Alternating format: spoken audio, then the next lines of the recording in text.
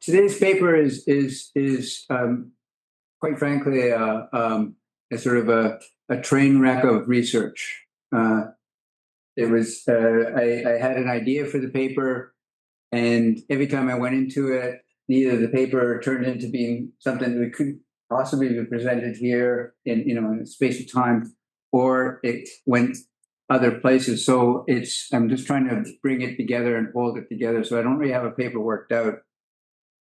Hopefully you'll see where I'm going. I have put on the PowerPoint, this is pretty much all we're going to have. At a certain point, I'm going to search through into, from Nishitani back to Nakai into Nishida, these words that all have the pronunciation of utsusu. And I don't think I have to articulate it. The bottom one, the utsusu, utsutsutsu with the bracket, the projected, reflected, and transferred. This comes from the later Nishitani, the ku to soku, and then of course it's also used in religion, the translation of the religion and nothingness. So those are there just so that we can, and I probably often will say the utsutsu number 2 or the utsutsu number 4, or actually it's number 3. I've misdone those. Oh well, sorry. 4 and 5, whatever. Okay, I have 3 basic interconnected theses, which I'll very quickly spell out. And these are my attempt to reframe my own understanding of the Kyoto school, its historical working out, and its relation to its very different members. The first thesis, it has to do with Japanese philosophy, which I would argue is a synthesis or reconciliation of 2 antithetical standpoints, which I think we've heard today. The standpoint of Lebensphilosophy or existentialism, that is to say, life and existence, concretely, and transcendental philosophy, that is to say, logic. So it is an attempt to synthesize or reconcile these 2 standpoints. And of course, many different figures take up these standpoints, and many different thinkers try to reconcile them. It comes down to a debate between the idea of a mediated experience and a non-mediated experience, if there is such a thing, which of course is a type of direct experience, and then eventually a direct mediated experience. So what is pure in pure experience, I'm not quite sure. So this, for me, is represented in the debate between Cassirer and Heidegger. Cassirer presents us with a hermeneutics of objective spirit, that is to say, a theory of mediation from beginning to end. This is a theory of rethinking of Hegelian mediation in certain ways. And it is what allows for transpersonal meaning. Transpersonal meaning, both in the sense of objective scientific meaning, but also collective social meaning, what provides the unity of a social political framework, and which allows us to communicate, understand each other, to engage in a discussion about non-mediated experience.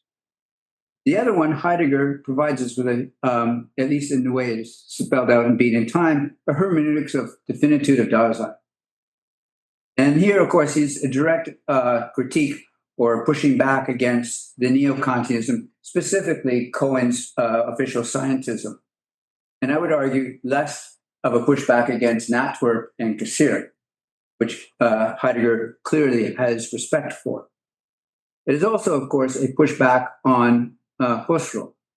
Now, Heidegger, I don't think, picked to his adversaries very well.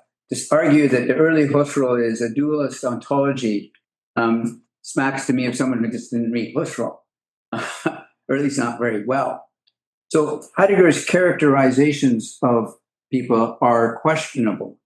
However, the problem is that Heidegger's characterizations of people are taken up by others who read Heidegger or who encounter Heidegger, aka Japanese philosophers who go and work with Heidegger, adopt Heidegger's own characterizations and then come back and repeat them. And this, I think, creates some problems. I would like to draw in my reading, I draw in the importance of the 1929 DeVos debate between Cassirer and Heidegger on what is the human and the relation of the productive imagination and the schema. And I would just reserve two comments on this debate. First, Cassirer's point is simply that whatever Heidegger is saying is not what Kant says. Might be very interesting and it's a nice new start, he says, but it's just not Kant. He's not saying it's wrong, he's just saying it's just not Kant. Heidegger himself eventually agrees with this. And if you look at the preface to the second edition of the Kant book, this is when Heidegger talks about hermeneutical violence.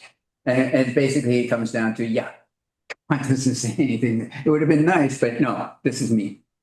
The second point about the DeVos debate is that the debate between Cassirer and Heidegger starts in 1923.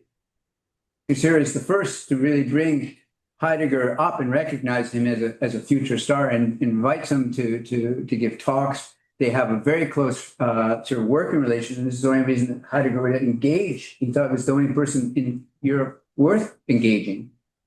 And so the difference between them is often a polemical made by people who study Cassirer and Heidegger or to study this, then between them. If you look at them, they are constantly trying to reach across to the other. They recognize their irreconcilable differences of their starting points, but they also recognize that each needs the other. And then, in fact, they argue this consistently. Heidegger will say Cassirer's analysis of myth requires Dasein analysis. And Cassirer will say, great idea of this existential temporality.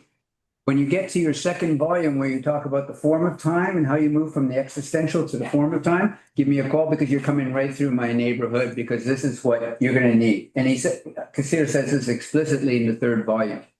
So that they are irreconcilable, yes, but that they were trying to overcome this, yes. And so we need to get behind the polemical sort of either or. Second thesis. The development of Japanese philosophy in the 1930s is a critical engagement with Heidegger's interpretation of the imagination, of the productive imagination and transcendental imagination, whatever you want to call it, as the hidden root prior to the subject-object dichotomy of thought and action. If we look at the beginning of the 30s, you see a shift in almost every single one of these thinkers. Tanabe, Nishida, etc. And if you look deep into the text of the early 30s, you find almost in every single thinker a critical engagement with Heidegger's interpretation of the imagination. And in almost every single case, their argument sides suspiciously close to Cassirer, while somehow adopting Heidegger's position, or critique of Cassirer. And so you can see them trying to navigate between the Casserian and Heideggerian positions that were worked out in DeVos. Now, of course, there are a few textual references, so this is going to be really difficult to prove as thesis. But here's some sort of evidence. Tanabe develops his world schema, which is a precursor to the logic of the species or the specific, if I understand correctly, through a critique of Heidegger's interpretation of the imagination.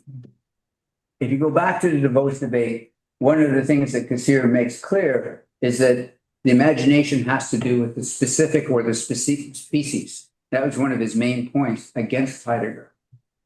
Heidegger's temporality is an abstractly individualistic, ignoring the species or the specific aspect of the historically becoming. The problem of moral action is also the next problem. There's no moral action in Heidegger, practically or theoretically. And so the problem of practical reason is also part of the problem of Heidegger's interpretation. Dasein is isolated and insulated from everyone else and everything else, including itself. And so there's the importance of the dialectic of the self and other that becomes absolutely central. And this comes right out of the critique of the concept of the imagination. So the imagination is the mediation, the force of self-negation praxis, or what will eventually become repentance in Tanabe. Again, if I understand correctly. And the imagination is not the disclosure of being, the act of turning towards or into absolute not, but rather it is the act of turning towards, a turning into, toward or into absolute nothing. That is to say, the mediation of negation as a mediation of action. And this is a disclosure not of being, but the disclosure of the world. When Tanabe states that the schematism is not an interpretation of the finitude of human existence, but the liberation from human finitude, he is essentially repeating Gesir's basic critique of Heidegger. Tosaka, who I've started to develop an interest, groups Heidegger and Nishida together as bourgeois philosophy, and says that basically Heidegger mystifies metaphysics by divorcing it from the material conditions of the world. And then, of course, develops from that idea of imagination an idea of material action, which I think is really a fascinating idea to do. Kuki, contingency, his theory of contingency arises where the temporal schema intersects with lived experience. And of course, this again is a critique of Heidegger, and he develops it explicitly through a critique of Heidegger's interpretation of the productive imagination in Kant. Nakai frames his whole project in a critical reconciliation of Gesir and Heidegger. And I won't go into all the details because I've done that many times. Mickey, in both the anthropology and in the logic of imagination, situates on the text, both explicitly and implicitly, Gesir and Heidegger and the debate between them on the productive imagination. And what he's doing is turning the productive imagination into the social imagination. And this is the reason why I think he looks into the logic of conceiving, or what I would translate as the logic of the visionary conceiving. It's a visionary of positing forward the future. The anthropology, I would say, is Mickey's most important work, not the logic of the imagination, the logic of conceiving. Now, Nishida. I have not been able to find a place where Nishida specifically talks about Heidegger's interpretation of the imagination. However, Nishida develops through a reaction to the people who are doing this, right? And you see this by 1939 in Absolute Contradictory Self-Identity. You have his clearest response to both Tanabe and Tosaka, in my opinion. And what you have in the movement from the logic of the place in the late 20s to action intuition in the mid 30s can be read as a move towards understanding the Basho in terms of the imagination. That would be my radical thesis. Mm-hmm. And if we turn to such works as artistic creation as a historical formation action, formative action, 1941, we find there a discussion of the idea of common sense that echoes Mickey's understanding of common sense as the imagination and everyone else's who's talking about this idea of common sense of the imagination that comes out of Aristotle and Kant, of course. And so the historical position of common sense is the historical position of the active intuition. And the common sense is the world of the imagination and sensation. These are the quotes from this text. So poiesis is the aspect or the historical aspect of active intuition. So this is the importance of this would be the imagination and how I would trace it in Nishida. Now that I turn to the importance of the imagination in Nishitani, in large part because I'm working on a paper that must be finished by the end of the month on Nishitani, and I have to work this and way behind. And in this paper, what I want to do is argue against the sort of held view that the Nishitani's turn to the fundamental imagination in his later thought sort of drops from heaven. It's a sort of a big jump. It's, unheard of, etc.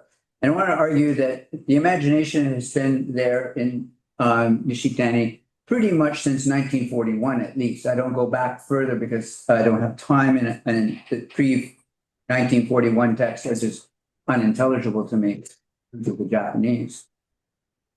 So what I will be doing in this paper is going back to the 1941, where Nishitani talks about the crisis in Japan and Europe, but mostly Japan, in terms of a rift between the political and the religious, and argues that this can only ever become by a return to mythos in the Greek, as opposed to mythology. Mythology is the idealization of that mythological story. And so we need to go back to myths. Now, he gets a little sloppy in his language, and after making that distinction, just talking about myth. So you have to be careful about when he's talking about which. But you can't go back to the old myths. You have to go back to what they meant. And what they meant was where essentially emptiness penetrates the political and forms it. And so this is the argument. Now, if you ask what is myth, he then spells it out in 1941 and in 1944, and then repeatedly. Myth is the mythical imagination. It is a thinking through images. And that he connects to, and already in the mid-40s, to what he calls fundamental imagination. So the fundamental imagination is there right from the beginning. Now I trace that idea of mythology through the entire corpus of Nishitani, right to his final work, or not his final work, but to Kuto Soku, where you still find these aspects of myth. You're still talking about myth and the importance of it. And so what he talks about as elementary or fundamental imagination in 1988 or 85, whatever the date is, this is just the logical conclusion of what he's been talking about in terms of the mythical imagination, which is at the heart of his entire project. And then I show also how he defines language, he defines philosophy, science, religion, and nihilism, all in terms of our relationship to the mythical imagination. And so religion is the important thing, but it has to do with returning to somehow the mythical imagination. And I document this repeatedly. Now we get to go down some rabbit holes. This brings me to my third thesis. And so this is the series of rabbit holes that I've been going down, and I just lacked the time to bring it together. And there were too many projects that are sort of fusing at this point. So here's my third thesis. Now, to get to the thesis, let me give the context. Again, I said I'm doing this paper on Nishitani and the mythical imagination as the mediation between the political and the religious. Nishitani's concept of elementary or fundamental imagination is the logical conclusion of his account of mythical imagination as it was developed in the 1941 through Religion and Nothingness, and can be found in his Shogenzo lectures and in Kuto Soku, right? It is thus not only towards the end of his life that Nishitani takes up the problem of the imagination.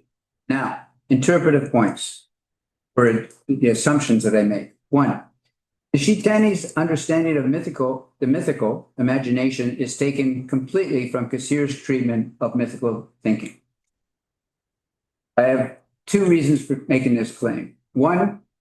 Three. One, it goes blow for blow with Cassir. There's virtually every single point he makes, I can find textual counterpart in Cassir. Two, Heidegger himself develops his ideas of average everydayness in Being and Time from an analysis of Cassir's concept of myth. So Heidegger actually spent a lot of time with the second volume of the Philosophy of Symbolic Forms that deals with myth, and really profited from it. And if you look through Being in Time, you'll find that Heidegger comes back to the idea of myth perpetually through the whole volume. 3. Nishitani himself, after setting out a bunch of things, then says, yes, but of course, this is not like Kassir, who is, of course, just an epistemologist. That is to say, he takes up Heidegger's cliche understanding of Kassir. So I think that Nishitani's understanding of Kassir is probably mediated by Heidegger, but then also by Mickey, who uses Kassir's concept of myth extensively in the Anthropology. 2.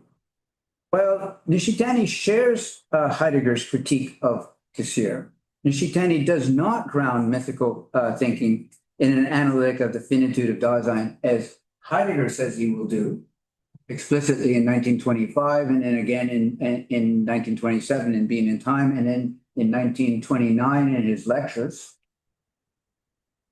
But in the existential encounter with emptiness. So mythical Dasein is the existentially being in the world, or being in the world more primordial than being human, fundamentally being in the world.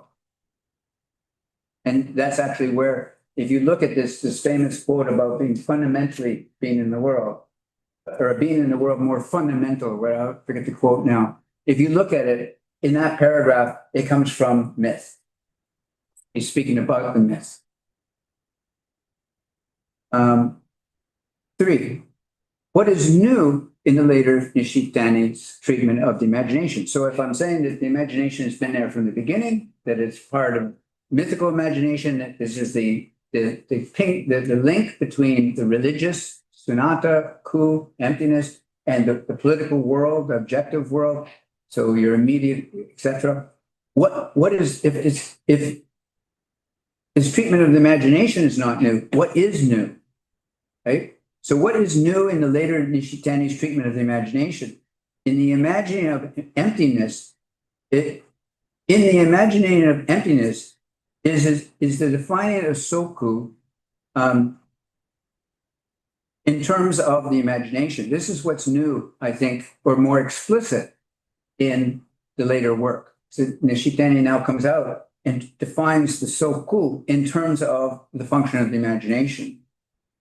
And this characterization of the soku, therefore the imagination and how it works, as a projecting, reflected transference. And this is where the soku that I put on the up there. And so in koto soku, we find Nishitani talking about the rooms, room A and room B, and they project, reflect, and transfer each other. And this is where he comes out with this play of utsusu. Now, if we go back to the English translation of religion and nothingness, you will find this term projected, reflected, and transferred precisely where he defines soku. But if you go back to the Japanese, you will not find it. So this has been added with the translator, as the translators have done it. And I can only assume under the guidance of Nishitani himself. And so he's flagging that this understanding of the imagination is what he always meant in this text, or retroactively meaning in this text. So A is projected, that is reflected and transferred into B.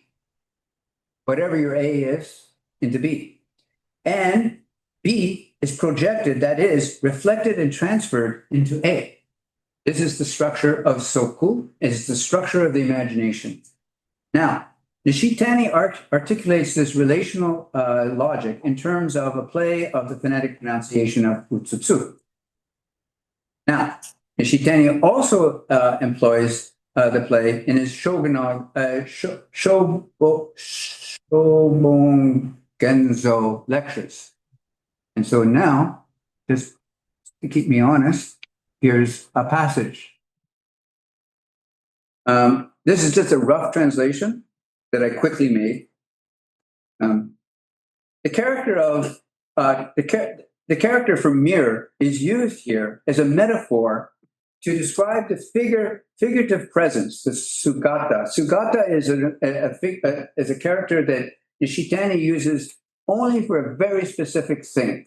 That is to say, something that is revealing the transience of the world. If you go to a number of his texts, he'll talk about like the fish, and he'll talk about the sugata of the fish, or he'll talk about when the hermit comes down in Nietzsche's text. He'll say, it comes down to the sugata of it. So it means the figure, its appearance. It's hard to think, but he uses it for very specific things, and it comes from aesthetics. The figurative appearance, I've used figurative appearance because I just don't have a better translation that I like, of the entire universe as a giant mirror. In other words, everything, mountains, rivers, stars, the sun, and everything else, just in case you missed anything, all being, all dharma, the world, as we would say in modern terms, is making an appearance here. It is a figurative presence of the universe as it is reflected in a single giant mirror. In such a case, the transferred figure in the mirror is the thing itself existing there. So it is different from the human heart mind.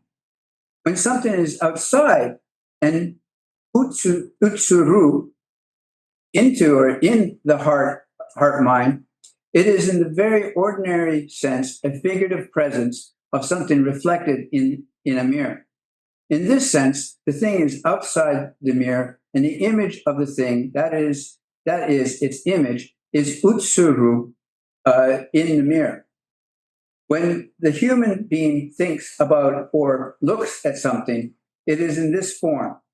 It is not the thing itself, but its image that is utsuru in the mirror. Now, let's go back to here. Now, this play on the terms utsusu was developed by Nakai in the early 30s. And Nakai sort of runs through the whole thing. This is his understanding of what seeing is, or what aesthetic presencing is. So Nakai develops this in part from his reading of Kant through a double lens of Husserl and Heidegger. So now I'm not going to go into that because I've done that before. Now, my question was whether it was possible to trace this back to Nishida, simply because everybody, all roads seem to always lead back to Nishida, and everybody's always hoped, but Nishida's already said that. And so I wanted to know, before I make this claim, that it's Nakai who has developed this play and understanding it from his reading of Husserl and Heidegger. Before I say that in print, I better go back and make sure that Nishida hasn't said it, because someone's going to put their hand up and go, well, Nishida's already said that, which is pretty much what everyone always does. One, Nishida's use of the image of the mirror as a metaphor of awakening is, I think, well documented, and everyone's quite familiar with it. So that's another reason why I should go back and see if Nishida has done this. Two, Nishida's use of the term to reflect in the Basho is also quite well known. In fact, when I presented a text on Nakai about this idea, John Moraldo was the one who put his hand up and said, yeah, Nishida's already done this, right? So, in the Basho, the Basho, if I understand correctly, is said to be a mirror that reflects itself within itself, generating the objective world as its own reflected image. The Basho is what is reflected. The self-reflection of the place, of the relational nothingness, aka relational nothingness, aka absolute nothingness, non-relational nothingness. Instead of calling it absolute nothingness, I prefer non-relational nothingness. Because again, it goes back to this idea of the irrational. I think that the absolute is literally non-rational, non-relational, actually. So it is a non-relational nothingness as opposed to a relational nothingness. So the self-reflection of the place of the non-relational nothingness, aka absolute nothingness, is the process of the self-determination in which non-relational nothingness determines itself as relational, therefore as being. However, the question was, does Nishida employ the play on utsusu? So he does work on the idea of reflection, but the question is, does he use the play on utsusu? Now, after a great deal of going through text and burning my eyes out, looking at kanji and not being able to read as fast as you folks do, I came up with the conclusion that Nishida does, in fact, use three terms that are part of the play. So he uses what up here is number 4 and number 5 and number 2. Sorry, I'm missing a number for some reason. There's no 3. I guess that was my anti-Hegelian movement. He does not use utsutsu in the hiragana in number 1. I found no reference. I found one reference to where he does use utsutsu in hiragana, and it's in a non-technical sense. And it's not when he's doing philosophy. It's in some other sense. So it's not in a technical sense, and it certainly doesn't have in that paragraph any other reference to any other utsutsu. So he does not use utsutsu in a hiragana. He uses them in senses 2, 4, and 5. So those 3 you can find in Nishida. Now, in Intuition and Reflection in Self-Consciousness, 1917, you have the famous example of the map. And there you'll find number 2 used. So when he talks about the map being copied or depicted or portrayed or reproduced or traced, this is the character he uses.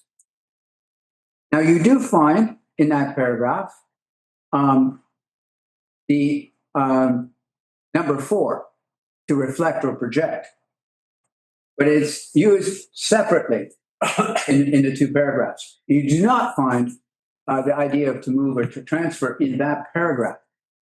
Now, you do find in that text all 3 kanji of these kanji, but you do not ever find them together. What is more, and what's very important, is the number, what I've called number 5 here, to move or to transfer, is never used in a technical sense of to transfer. It's more used in terms of to move. If you move from this to that, then you get a different story. And so he's not using it in a sense of something being transferred from A to B. He's just saying if you move from this way of thinking to that way of thinking, then you get it. So it is not really a technical sense of this thing. In the Basho, so if I went to the Basho, it is the number 4 sense of to reflect and to project that becomes dominant. You do find number 2, and you do not find number 5. But once again, number 5 is never used as a technical idea of transfer. It has the idea of to shift or to move. You shift or move from A to B, but nothing transferring to that. And he does use the number 2, that is to say, to copy, to depict, or to deploy. But the dominant metaphor is number 4, to reflect or to project. That is the character that dominates the Basho. So he takes up this utsutsu. Now, for me, number 2 and number 4 are both translations of the idea of Abbilden. Now, Abbilden theory, which is, I think, erroneously called the copy theory, is an error. Abbilden, for Kassir, has to do with mathematics or picturing. For Kassir, Functional or structural or symbolic transformation of reality is an Abbildung. Abbildung does not aim to copy the object, but to organize it, to structure it, to interpret it through symbolic forms. It suggests a dynamic and constructive activity, a form-giving rather than a form-receiving process. Abbildung is a mapping in mathematics. And this is where the metaphors are coming from, especially already in the idea of a mapping of the map of England. It's a mapping that maintains a equivalent position of opposition, where something is transferred from A to B. An Abbildung is a mapping in mathematics or a modeling in science, not a picture, but a structural correspondence governed by an internal rules and conceptual framings. Cassirer saw this in distinction to a mere build or copy theory. The Abbildung is the shift from the image theory of knowledge to the form theory of knowledge, the functional theory of knowledge. And this is the second thing I would argue, is that you see this idea of function through Nishida's corpus from the beginning to the end, this idea of a function relation. And I don't think I've ever seen anyone really map that out, what this function is in Nishida. That's another topic. To move, the Abbildung reflects the Marlborough school's emphasis on the function over substance, whether it be Cohen, Natrup, or Cassirer. Reality is not a fixed object, but a web of relations that is always constituted by our symbolic activity, always being transformed, retransformed, in being positive. Nishida's utsusu here, in the sense of number 4, resonates with Cassirer's concept of Abbildung, the mapping or functional representation, more than the mere copying theory, the copy theory of knowledge. Like Abbildung, this utsusu here is not a passive copying, but an active self-determination, a functional mapping within the symbolic or experiential realm. In Nishida's view, when the self reflects utsutsu, it is not duplicating reality, it is constituting it through its own self-awareness. It's an active self-reflection function. Nishida often uses a Japanese term, tsutsumu. Tsutsumu? Did I get that? Tsutsumu. To enclose or to subsume or to contain, to envelop. But he uses it almost interchangeably with the term utsutsu in number 4 sense, in the sense of to mirror or to reflect. And he uses it also interchangeably, or it seems to me, with miru, to see. Which brings me back to my project with Nakai. The self reflects itself within itself. Again, reflect is often replaced with to see. The self sees itself within itself. These are both quotes. Now, for Nakai, seeing is a bidirectional process of projection. At once, an utsutsu, projecting, and an utsuru, projected. And Nishida also uses both the transitive and intransitive verbs of utsutsu in terms of reflecting. But he doesn't do them together. He has it over here, the transitive use of utsutsu. The transitive is utsutsu. And then paragraphs later, he'll talk about utsuru. But he never puts them together and says the utsutsu and utsuru. That's my key point here. For Nakai, the two are always together. The word utsutsu generally means to project, to transfer, and it refers to a transferring or projecting something from one place to another while maintaining an equivalent relation between the two. Seeing and presencing, for Nakai, is a moving from being projected to projecting. It is a silent movement of the endless inexhaustibility of the in-between space of the mirror. connecting one's unchanging self and one's changing self. That was all a quote from Nakai. Now, here's my question. What is added to the problem, the metaphor of the reflection in Nakai's and Nishitani's play on utsusu? So what does bringing the two kanji together and in brackets and saying this is essentially what utsusu in hiragana, what does this game add to us? What does Nakai and Nishitani go beyond something that Nishida is saying?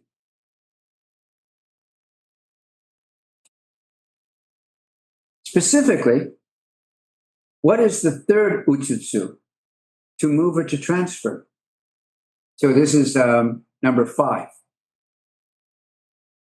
I've talked about Nishida's use of 2 and 4. I've said that he doesn't use 1. Now I'm interested in 5. This is the character that's prominent in both Nakai and Nishitani's formulation. While I find this term in Nishida, so you find it all the way through it, it does not appear to be used in a technical sense. It just means for Nishida to move from from one topic to another topic. That's all it means.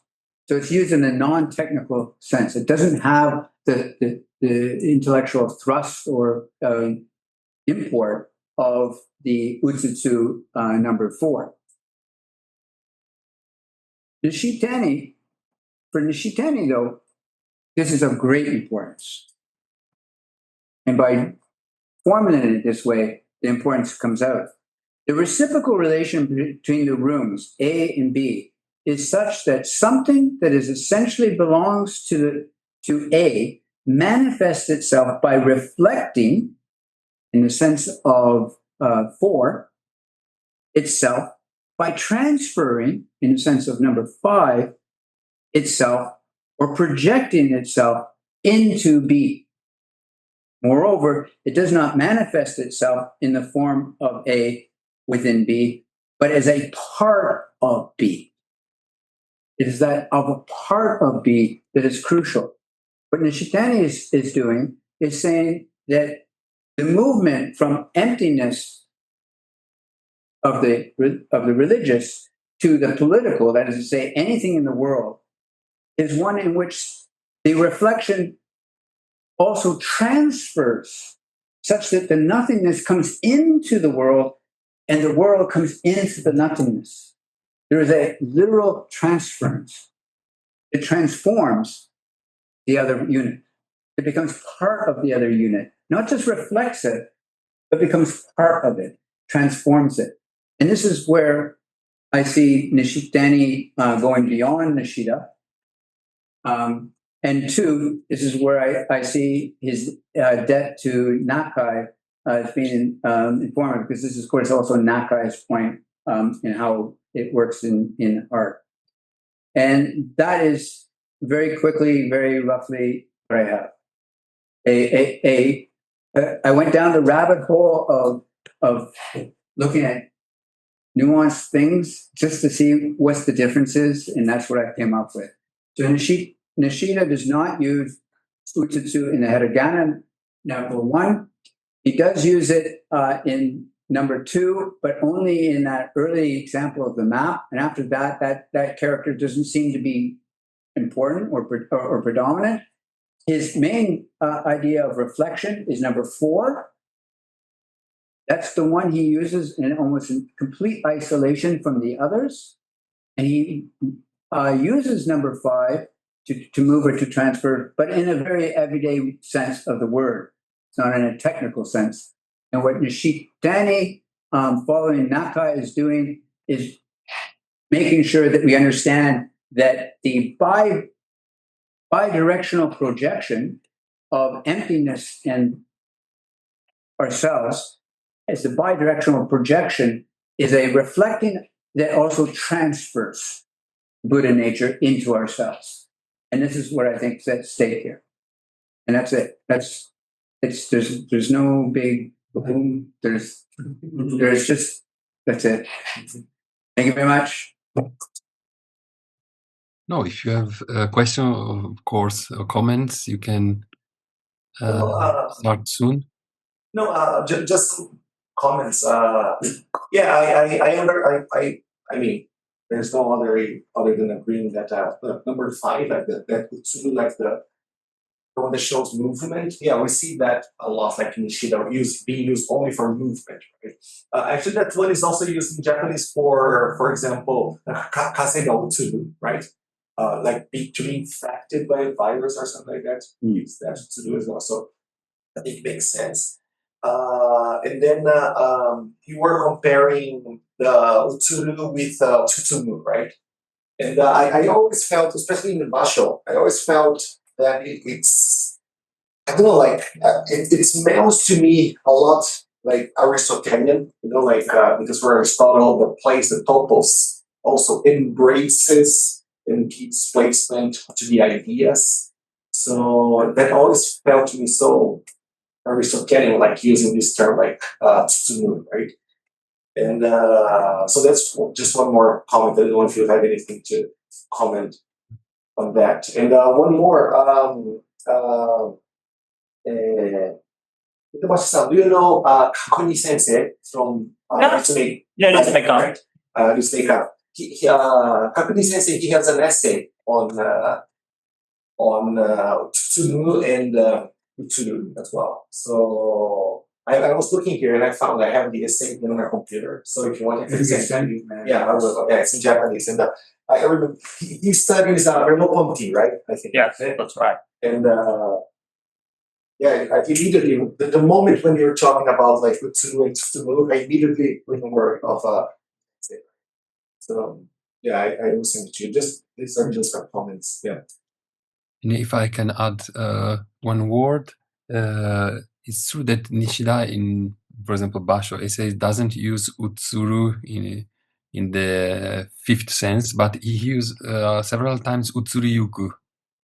That could be also interesting to see in which sense, because it means to change, to pass, but also to change, to transform itself. So it could be interesting. And another point, utsusu in the maybe 2nd sense, Nishida uses also in Shisakuto Taiken to translate the terminology of Dedekind, Cantor of the infinite set, where utsusu is the translation of the German ähnlich. So similar too. So there is also this sense. This is probably related to Royce and the metaphor of map.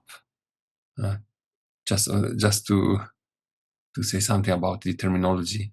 I think Professor Kim has raised his hand. Yes. Thank you, Professor Lofts, for your lecture. I'm sorry, I have to come and go during your lecture. So if I missed your lecture, please forgive me. My question is very simple or the primitive. Nishtani used the word term the kongendeki shutai, the elementary subjectivity or the fundamental subjectivity. I think it is written in the beginning of his career. And in his last articles, you mentioned the kuto soku. He also mentioned this kongendeki kosoryoku, the elementary, the imagination or the fundamental imagination. My question is, what does this the kongendeki, the elementary or the fundamental means, or and why Nishitani used at the end at the ending phase of his career, he said about this imagination or the in his article Kuto Soku, he is quoted many poems with haiku and the many poems, the Chinese poems. Does it have something to do with this the Nishitani's the inclination to this poem or this lyrical understanding of the reality. Nishitani used the word the imagination. Does it have something to do with the inclination to, or the affinity to, with the poem or lyrical sentences? So actually, my question is two. What is this relation between this the elementary subjectivity and elementary imagination? And second one is why Nishitani has interest in this the concept of the imagination. So please teach me. So that are my questions. Thank you. Thank you. I had a hard time, hearing the question. Just my hearing aids were just not picking up the sound. So can you just summarize the question again? Yeah. So his Nishitani's first book was Kongen-teki Taise, fundamental subjectivity, and then in Kurutosoku there's Kongen-teki Kosoryoku. So what's the relationship? So what's this Kongen-teki, this fundamental relationship, elementary, that hinges them together? Do you have some idea? Right.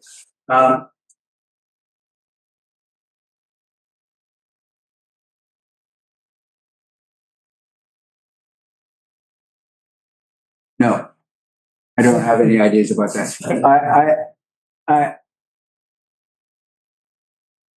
I think one of the interesting things about Nishitani's earlier work prior to 1941, is he's working on already the theory of culture. Culture is very important, but there is a fundamental shift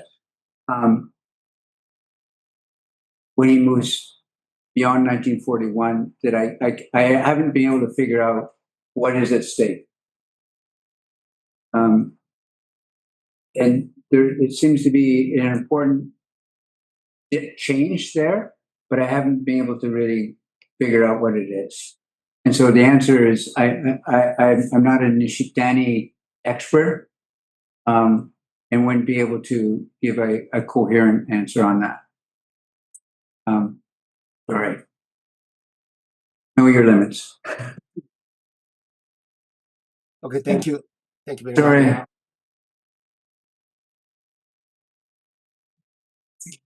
See, Yeah. may I say something, Enrico? Oh, yes, okay.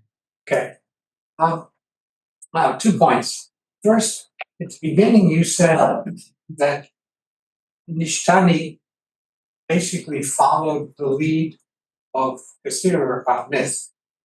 And you said, I'm not talking about mythology, it's a theory of myth, I'm talking about myth.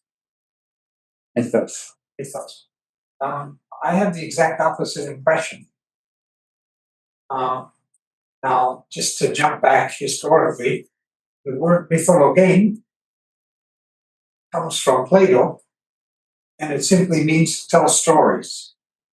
Because mythos and logos meant the same thing in Homer, and only later did mythology come to be stories about the gods. Okay, but let's leave that. We take the modern definition of mythology, the modern definition of myth.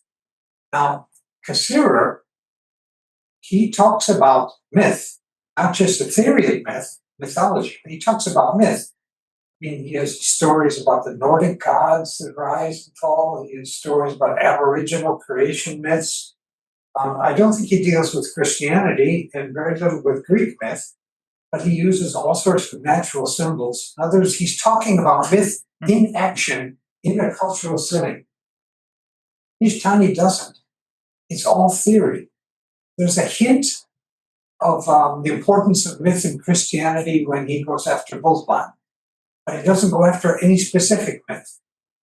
Just, again, in the theory. There's a couple of mentions of Greek thought, but never anything specific that he deals with. So I think that Nishtani is pure mythology, and that he never came to grips with myth. So it actually functions and works as a mindset among people. And that's what was so important to consider, perhaps more important than even the theory of mythology.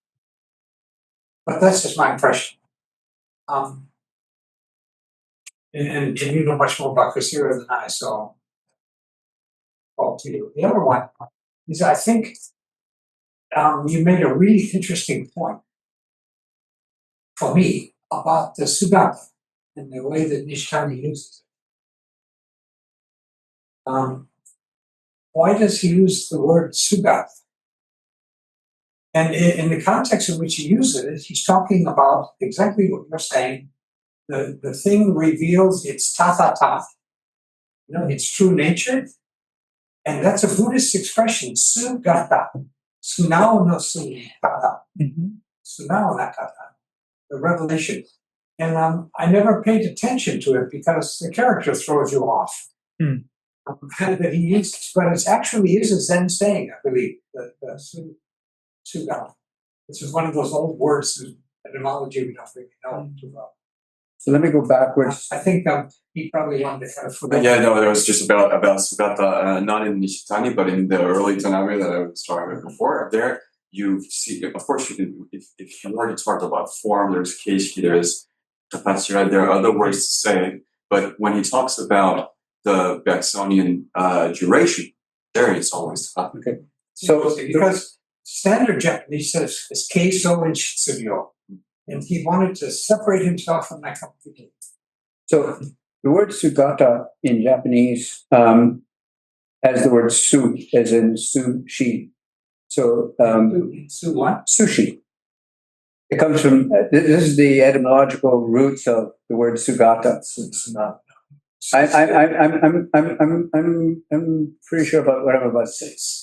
Sushi is written with ateji as kotobuki, right? So that's not okay. And then it has its own character, a single character. Okay. And you're talking about contemporary. I'm talking about the okay. Forget about the sushi example. Sure. I mean, su also means pure, right, or clean. So that's it means pure. Sumi. The su. Yes. It comes from the idea of su. So it's a pure kata. The kata is, of course, the transformation of a kata. So it's the pure kata. That's also awesome. Pure or living kata of something. So it is the pure kata of something as opposed to the katachi, etc. And also, sugata is the ancient name of for Buddha, but the Buddha body. Oh. And so, if in Nakai and in Nishitani, the tendency to want to use this word sugata is because if you take the sound, you get something that is revealed that can't be seen or heard, right? It's the sugata of the Buddha, and so it is the Buddha nature revealed and manifested in the world. And now I can go back and deal with this in Japanese art and how it's important there. In terms of the first, so that's in terms of the Kasir and Nishitani on myth. First, Kasir does analyze a great deal of concrete myths, but he is doing that only, this is again the reconstructive method. He needs to go to the product in order to get to the mind that produced these, the energy that produces them. And of course, when he starts his analysis of myth, he immediately says, I'm doing a transcendental account critique of myth. Hello, not good. I mean, this is a problematic thing. And he said, the way transcendental philosophy is understood today, this is an oxymoron. So right off the bat, he's trying to articulate something that can't be articulated by transcendental philosophy by giving it the logic of mythical thinking through an analysis of its products. Second, for the Kasir, and this is a mistake that people make, is that myth can only be present once it's been transcended. So there's a dialectic of enlightenment or enlightenment in a dialectic of enlightenment not in the Buddhist sense of enlightenment, but myth can only appear as myth when it has been transcended. And therefore, you're no longer in myth.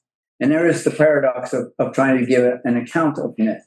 So it is the lived experience of life. It is the living through of life. And this is for Kassir, all sort of below the level of the rational discourse, but nevertheless is what supports the rational discourse. So all reason, philosophy, everything comes out of myth and goes back into myth. That is the structure of our life world. So my reading of Kassir steps back from that. The narrative that we get is just that, a narrative. It's the surface level. It's not the praxis. It's not the movement by which a people become one with the life world, in which they have their lived identities, etc. And so you have to sort of read Kassir and sort of not get caught up too much in the data. He's not talking about this myth or that myth, or he's just using these as examples of a structure, of a logic, of how, and this is always, we are always in this. And the other day I had a dream. It was a regular boring dream, not important to dream. But when I woke up, I started thinking about the dream and how the dream went. Like I went from one geographical, it was just, even cognitively, rationally, I went through disjunctive time frames, spatial frames, but in the dream, it was all coherent. It all made sense somehow. And as I became more awake, more rational, the less and less I could see and understand and live that meaning. This is the movement that Kassir wants to talk about. That underlying framework of lived meaning, of a life in meaning, as the meaning of life. Now, Nishitani, you said, is all theoretical, there's no concrete. Well, in Religion and Nothingness, he stops and gives a long example of a concrete myth of the myth of the Japanese world.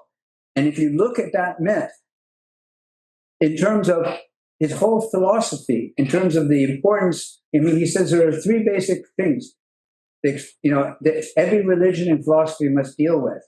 And they are basically the three antinomies that Kant puts to bed: God, world, and the soul, or the self.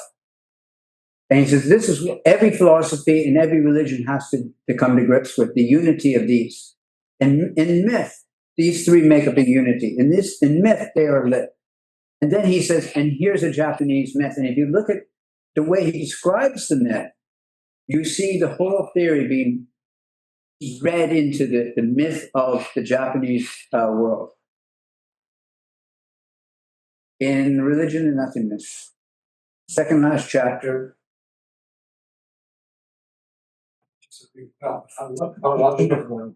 So it's and then he has many other accounts where he talks about concrete myths. But this is the one that's very important because it's the Japanese myth. And of course, his point is that we can't return to this myth, but we need to return to what this myth meant for the people who lived it. Because it's only then do we get back into this immediate sort of lived world. And if you look at, he says, mythical Dasein grows out of the desire to ask the question, to explain to go back to the origin, to go back to the what is it? What's the term? The home ground. Yeah. What is it? Yeah. Go back to the origin. Go back to the source, the well, the ursprung. This is where mythical Dasein lives, and this is where allows the reflection transference of emptiness into the world, such that it's encountered, lived, sensed, etc. This, like I said at the beginning, this is my attempt to reframe the Kyoto school in a way that makes it intelligible for me, which means that I had to say a lot of nonsensical things and fall flat on my face a couple times. So thank you, Steve. If there are no other questions, it's 6 and 8 minutes. We can stop here. So thank you very much to the participants on Zoom too, our friends and colleagues who stay till 6 o'clock in the afternoon. And thank you to the participant, the speakers coming from Kyoto and from Tokyo. I hope that we will meet again in the next future. And I hope that I can be with you in the same room. Thank you very much.